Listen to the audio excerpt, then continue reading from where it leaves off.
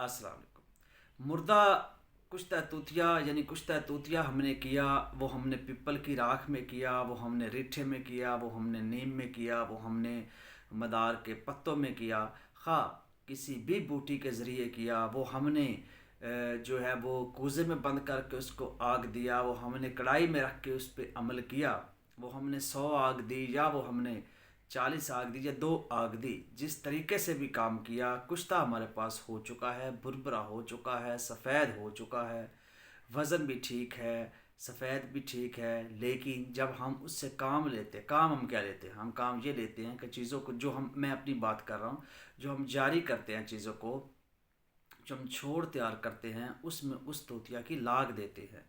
अब वो काम नहीं कर रहा। काम क्यों नहीं कर रहा? क्योंकि उसके अंदर करंट नहीं है। उस करंट को पैदा करने का बेहतरीन तरीका है शीर मदार।